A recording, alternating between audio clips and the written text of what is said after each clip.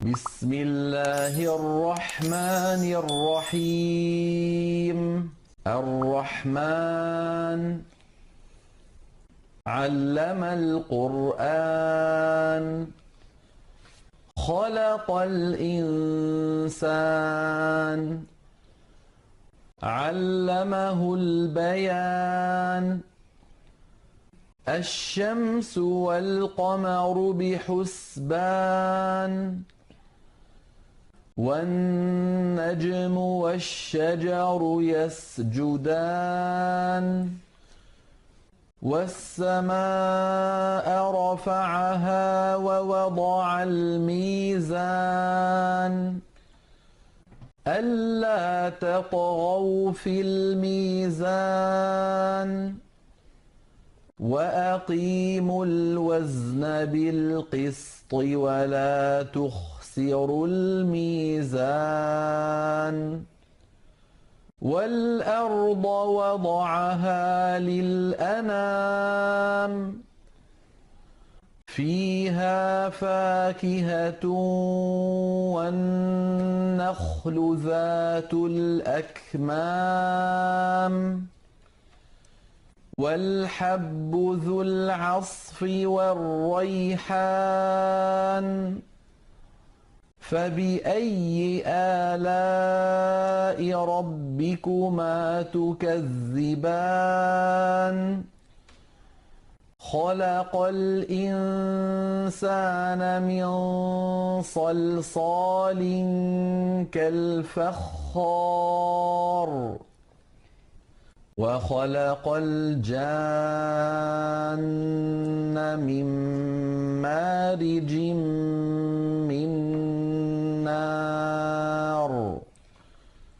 فبأي آلاء ربكما تكذبان؟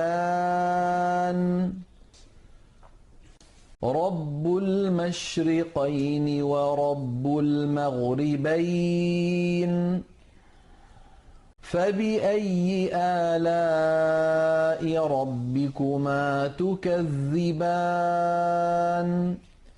مرج البحرين يلتقيان، بينهما برزخ لا يبغيان. فبأي آلاء ربكما تكذبان؟ يخرج منهما اللؤلؤ والمرجان.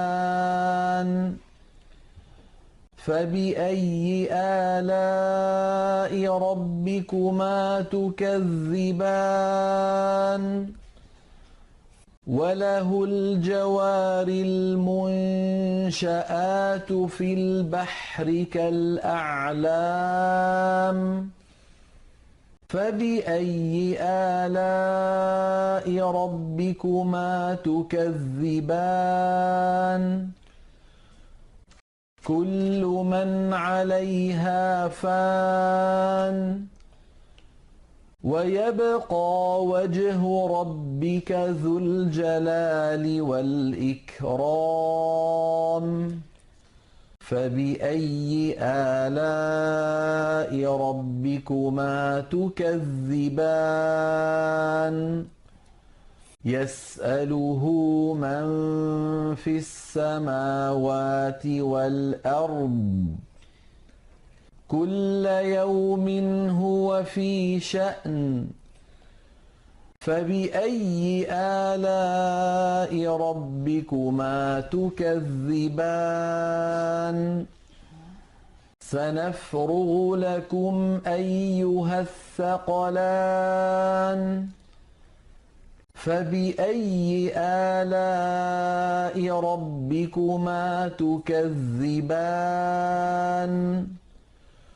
يا معشر الجن والإنس إن استطعتم أن تنفذوا من أقطار السماوات والأرض فانفذوا،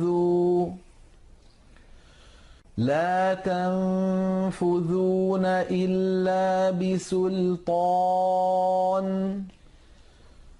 فبأي آلاء ربكما تكذبان يرسل عليكما شواظ من نار ونحاس فلا تنتصران فبأي آلاء ربكما تكذبان فإذا انشقت السماء فكانت وردة كالدهان فبأي آلاء ربكما تكذبان فيومئذ لا يسأل عن ذنبه إنس ولا جان فبأي آلاء ربكما تكذبان يعرف المجرمون بسيماهم فيؤخذ بالنواصي والأقدام فبأي آلاء ربكما تكذبان هذه جهنم التي يكذب بها المجرمون يطوفون بينها وبين حميم آن فبأي آلاء ربكما تكذبان ولمن خاف مقام ربه جنتان فبأي آلاء ربكما تكذبان ذواتا أفنان فبأي آلاء ربكما تكذبان فيهما عينان تجريان فبأي آلاء ربكما تكذبان فيهما من كل فاكهة زوجان فبأي آلاء ربكما تكذبان متكئين على فرش بطائنها من استبرق وجنى الجنتين دان فبأي آلاء ربكما تكذبان فيهن قاصرات الطرف لم يطمثهن إنس قبلهم ولا جان فبأي آلاء ربكما تكذبان كأنهن الياقوت والمرجان فبأي آلاء ربكما تكذبان هل جزاء الإحسان إلا الإحسان فبأي آلاء ربكما تكذبان ومن دونهما جنتان فبأي آلاء ربكما تكذبان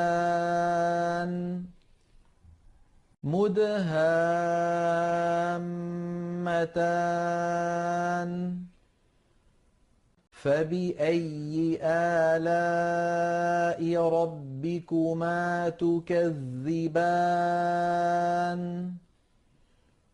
فيهما عينان نضاختان فبأي آلاء ربكما تكذبان فيهما فاكهة ونخل ورمان فبأي آلاء ربكما تكذبان فيهن خيرات حسان فبأي آلاء ربكما تكذبان حور مقصورات في الخيام فبأي آلاء ربكما تكذبان لم يطمثهن إنس قبلهم ولا جان فبأي آلاء ربكما تكذبان متكئين على رفرف خضر وعبقري حسان فبأي آلاء ربكما تكذبان تبارك اسم ربك ذي الجلال والإكرام